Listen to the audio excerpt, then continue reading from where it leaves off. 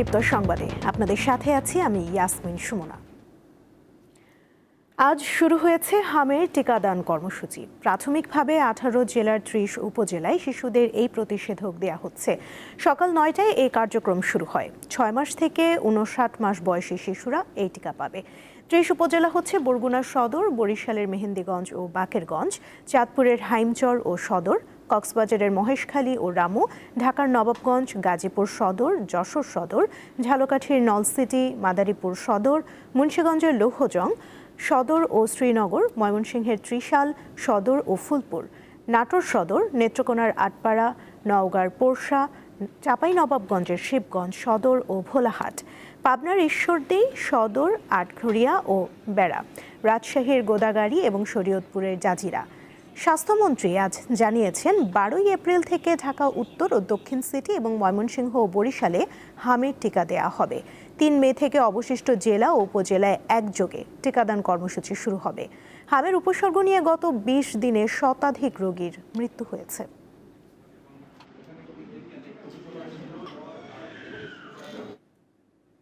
হামের টিকা কার্যক্রমের খবর নিয়ে ময়মনসিংহ থেকে যোগ দিচ্ছেন সহকর্মী মাহমুদুল হাসান। কথা বলবো তার সঙ্গে। মাহমুদুল, ময়মনসিংহে শিশুদের টিকা দিতে অভিভাবকদের মধ্যে আগ্রহ কেমন দেখছেন, আর কয়টা পর্যন্ত টিকা কার্যক্রম চলবে জানাবেন আমাদের।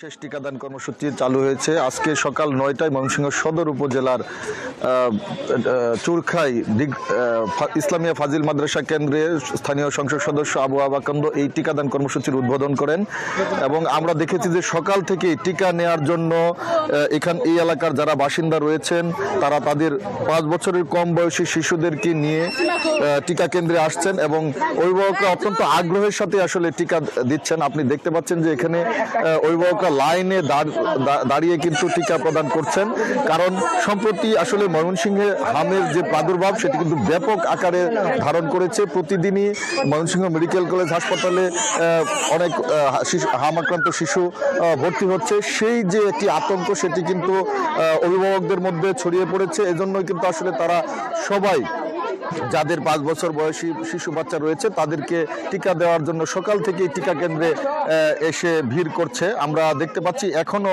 সকাল 9টা থেকে টিকা প্রদান কর্মসূচি শুরু হলে এখনো কিন্তু লাইনে দাঁড়িয়ে অভিভাবকরা তাদের শিশু সন্তানদেরকে নিয়ে এসেছেন টিকা প্রদান করার জন্য।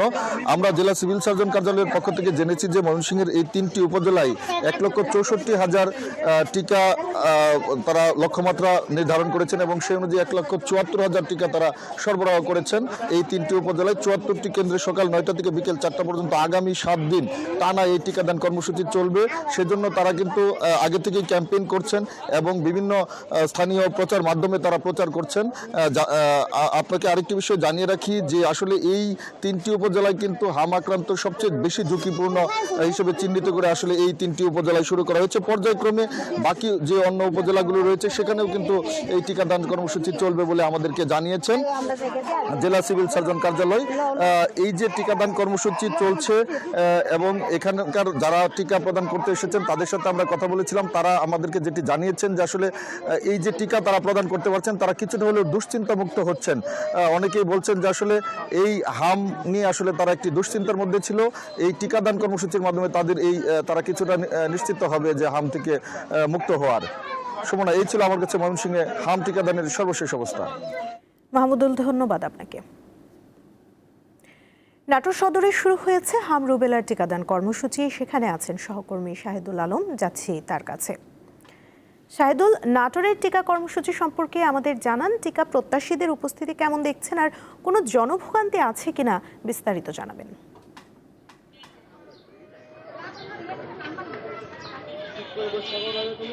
আমি নাটোর সদর উপজেলার নাটোর পৌরসভার রানী সুন্দরী উপস্বাস্থ্য কেন্দ্রের সামনে দাঁড়িয়ে আছি। এখানে এসে দেখি যে টিকাদান কার্যক্রম বেশ জোরে সোরে চলছে এবং এরই মধ্যে প্রায় 150 জন শিশুকে এই টিকা প্রদান করা হয়েছে। তো জানিয়ে দিতে চাই, আজ সকাল 9টা থেকে যেই কার্যক্রম শুরু হয়েছে এবং এই সকাল 9টায় জেলা প্রশাসক শাহিনা আসমা শাহিনা এই কার্যক্রম উদ্বোধন করেন। সে সময় সিভিল সার্জন সহ অনেক স্বাস্থ্যকর্মীরা উপস্থিত ছিলেন। তো এই 18টি জেলার মধ্যে 18টি জেলার মধ্যে নাটোরও আছে। তো নাটোরের পৌরসভা এবং নাটোর সদর উপজেলার 7টি ইউনিয়নের 8টি কেন্দ্রে এই টিকাদান কর্মসূচি চলবে। আমি সিভিল সার্জন কামাল উদ্দিন ভূঁইয়ার সঙ্গে কথা বলেছি। তিনি জানিয়েছেন প্রায় 3 সপ্তাহ ধরে এই কার্যক্রম চলবে এবং এতে প্রায় 48,000 শিশুকে টিকা প্রদান করা হবে। তো নাটোর ও রাজশাহী অঞ্চলে হামের যে প্রাদুর্ভাব দেখা দিয়েছে সেইটার তুলনায় হামের প্রাদুর্ভাব কম।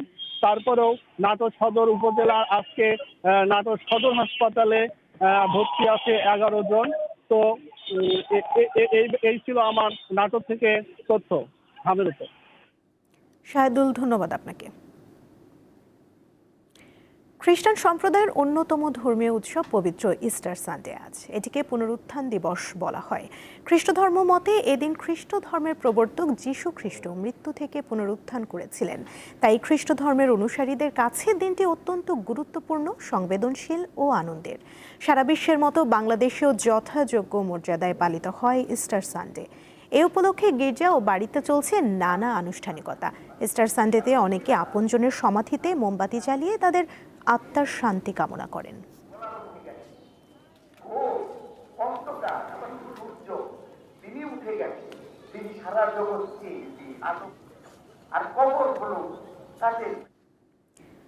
জ্বালানি তেলের জন্য আজও দেশের ফিলিং স্টেশনে গ্রাহকের চাপ রয়েছে। অনেকে দীর্ঘক্ষণ ধরে লাইনে দাঁড়িয়ে অপেক্ষা করছেন। এ বিষয়ে জানাতে রাজধানীর বিজয় সরণি থেকে যুক্ত হচ্ছেন সহকর্মী হেদায়েতুল্লাহ সীমান্ত। সীমান্ত, যানবাহনের চালকরা আজ চাহিদা মতো তেল পাচ্ছে কিনা আমাদের জানাবেন।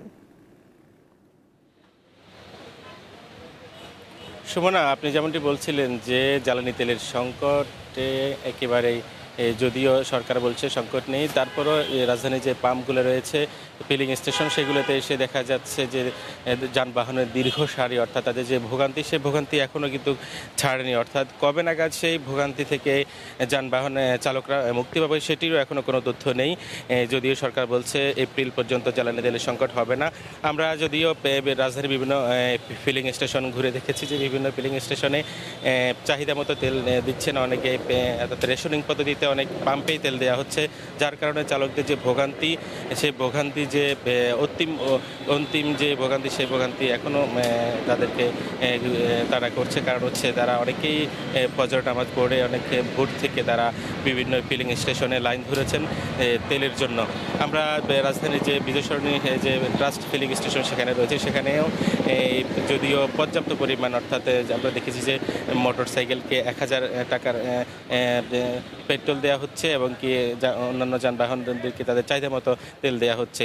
যে তারপরেও এইখানে দীর্ঘ সারি সেটি মহাখালী পর্যন্ত ছেড়ে গেছে। অর্থাৎ রাজধানীর অন্যান্য যে ফিলিং স্টেশনগুলো রয়েছে সেখানে পর্যাপ্ত তেল না দেওয়ার, এই যে filling station trust filling station, এখানে পর্যাপ্ত তেল দেওয়ার কারণে এখানেই ভিড় সবচেয়ে বেশি আমরা লক্ষ্য করছি।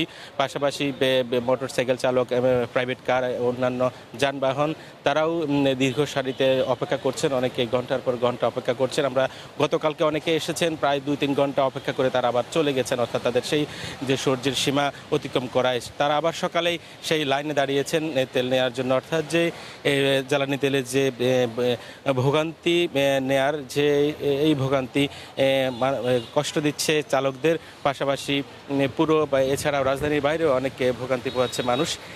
যেমনটি অনেক চালক বলেছেন যে এই সংকট কবে নাগাদ শেষ হবে সেটিও তারা জানেন। অর্থাৎ যে যুদ্ধ পরিস্থিতি যদি দীর্ঘ হয় তাহলে এই সংকট আরও বেশি হবে। অর্থাৎ এই সংকটে মানুষের যে হাহাকার সেটিও দীর্ঘ হবে, সে এমনটি আশঙ্কা প্রকাশ করছেন অনেকে। যদিও আমরা এই ফিলিং স্টেশনে যারা কর্তৃপক্ষ রয়েছেন তারা বলছেন যে যদিও তেল তারা সঠিক মতো পাচ্ছেন, অন্যান্য ফিলিং স্টেশনে যারা পাচ্ছেন অনেকেই রাস্তা থেকে যে তেল সরিয়ে নিচ্ছেন, যার কারণে অন্যান্য ফিলিং স্টেশনে পর্যাপ্ত পরিমাণ তেল এসে পৌঁছায় না, যার কারণে এই যারা তেল নিয়ে আসেন অর্থাৎ রাস্তা থেকে কোনো ধরনের যেন তেল সরিয়ে না ফেলা হয়, এই জন্য সরকারকে সেই দিকে দৃষ্টি দেওয়ারও আহ্বান জানিয়েছেন অনেকে।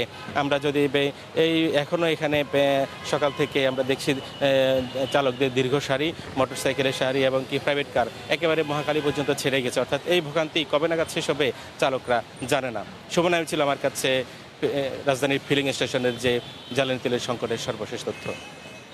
সীমান্ত, ধন্যবাদ আপনাকে। মধ্যপ্রাচ্যে যুদ্ধ বাংলাদেশের তৈরি পোশাক রপ্তানিতে নেতিবাচক প্রভাব ফেলতে শুরু করেছে। এরই মধ্যে ইউরোপে শতকরা 25% রপ্তানি কমেছে বলে জানিয়েছে বিজিএমইএ ও বিকেএমইএ। কেন্দ্রীয় ব্যাংক অবশ্য বলেছে পোশাক শিল্পের ঝুঁকি মোকাবিলায় প্রয়োজনের নিরিখে নীতি সহায়তা দেওয়া হবে। মধ্যপ্রাচ্যের যুদ্ধ পরিস্থিতিতে দেশের অর্থনীতি নিয়ে 4 পর্বের ধারাবাহিকের আজ প্রথম পর্ব। দেশের রপ্তানি আয় সিংহভাগ নিয়ন্ত্রণকারী তৈরি পোশাক খাতে গেল 8 মাসে রপ্তানিতে নিম্নমুখী ধারা বজায় রয়েছে। বিশেষ করে যুক্তরাষ্ট্রের পাল্টা শুল্ক আরোপ, অভ্যন্তরীণ নানামুখী সংকট এবং বৈশ্বিক অস্থিরতা কাটতে না কাটতেই মধ্যপ্রাচ্যের যুদ্ধে ইতোমধ্যে তৈরি পোশাক খাতে রপ্তানিতে নেতিবাচক ধারা শুরু হয়েছে। বাংলাদেশের টোটাল রপ্তানি খাতে কিন্তু একটা বড় ধরনের সংকটের মুখে পড়বে। ইউরোপ মার্কেটে যে রপ্তানিটা যায় সেটা আমাদের সুয়েজ কানাল হয়ে যায়, যেটা আমাদের এখন ইন্টারাপ্ট হচ্ছে। ফলে ইউরোপ মার্কেটের বায়াররা একটা অনিশ্চয়তার মধ্যে আছে যে বাংলাদেশে অর্ডার প্লেস করলে পরে এটা সঠিক সময়ে যথাযথভাবে পাওয়া যাবে কিনা। এই অবস্থায় দেশের রপ্তানি খাতের প্রতিযোগিতা সক্ষমতা ধরে রাখতে নিরবিচ্ছিন্ন জ্বালানি সরবরাহ ব্যবস্থা ধরে রাখতে হবে। এই এক্সপোর্ট ক্ষতিগ্রস্ত হওয়া শুরু করেছে প্রথমে যারা আমরা যেটা বলি নন ট্র্যাডিশনাল মার্কেটের এক্সপোর্টের মধ্যে তো একটা অংশ মধ্যপ্রাচ্যে যায়, যত ইনসিগনিফিকেন্টই হোক, কেউ না কেউ তো আমরা এক্সপোর্ট করছি, তারা ক্ষতিগ্রস্ত হবে। যারা যুদ্ধে সরাসরি অংশগ্রহণ করছে তাদের যে ক্রেতা ভোক্তা শ্রেণী, তাদের যে যুদ্ধের খরচ ওইটা তো তাদের ওখানে যে চাপলে তাদের ধরেন হয়তো কনজামশন কমতে পারে। কনজামশন কমলে আমাদের উৎপাদনে এটা একটা আঘাত আসবে। মধ্যপ্রাচ্য যুদ্ধের প্রেক্ষাপটে তৈরি পোশাক খাতের বিশ্ববাজারের প্রতিযোগিতা সক্ষমতা ধরে রাখতে প্রয়োজনীয় সহায়তা দেবে বলে জানিয়েছে Bangladesh bank. Readymade garments exporters অ্যাসোসিয়েশনের সাথে তাদের বসে যে ধরনের কোনো পলিসি সাপোর্ট যদি আমাদের দিক থেকে দরকার হয়, যে পলিসি সাপোর্টটা তাদের সহায়তা করবে, তাদের যে এক্সপোর্টটা বর্তমানে আছে সেটাকে স্টেবল রাখা, তাহলে বাংলাদেশ ব্যাংক সেই হিসাবে কাজ করবে। বিনা বাধায় রপ্তানিমুখী শিল্পের কাঁচামাল আনতে সরকারের সহায়তা চেয়েছেন শিল্প মালিকরা। মধ্যপ্রাচ্যের সাম্প্রতিক যুদ্ধের প্রেক্ষাপটে বৈশ্বিক অর্থনৈতিক অনিশ্চয়তা বাড়তে থাকলে পোশাক শিল্পে অর্ডার কমে যাওয়ার আশঙ্কা করছেন শিল্প মালিকরা। এই অবস্থায় শিল্পে উৎপাদন কমার পাশাপাশি কর্মসংস্থানের চাপ সৃষ্টি হতে পারে বলে মনে করছেন তারা। এই বাস্তবতা মাথায় রেখে বাংলাদেশের প্রস্তুতিটা জরুরি বলে মনে করছেন খাত সংশ্লিষ্টরা। শাহরিয়ার ইমন, দীপ্ত সংবাদ, ঢাকা।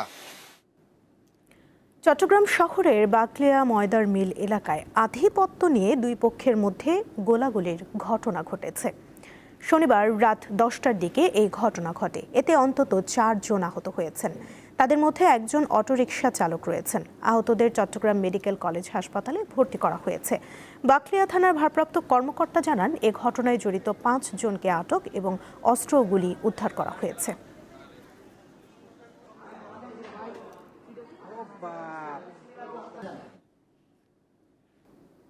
সাফ অনূর্ধ্ব 20 চ্যাম্পিয়ন বাংলাদেশ দলকে গতকাল দেশে ফেরার পর ছাদখোলা বাসে সংবর্ধনা দেওয়া হয়েছে।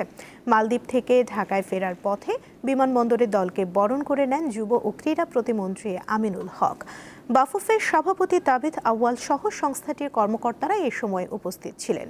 বিমানবন্দর থেকে রওনা দিয়ে সারা পথ নেচে গিয়ে পতাকা উড়িয়ে অপেক্ষমান সমর্থকদের অভিনন্দনে সাড়া দিয়ে 9টা 40 মিনিটে হাতিরঝিলের এমফি থিয়েটারে পৌঁছায় দল।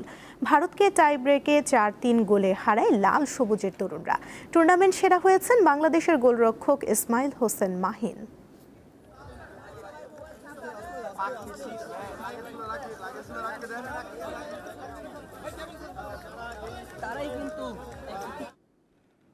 এই ছিল এখনকার মতো। পরবর্তী সংবাদ দুপুর 2টায় দেখার আমন্ত্রণ রইল। এছাড়া আরও তথ্য পেতে যুক্ত থাকুন দীপ্ত ডিজিটাল প্ল্যাটফর্মের সাথে। ধন্যবাদ সবাইকে।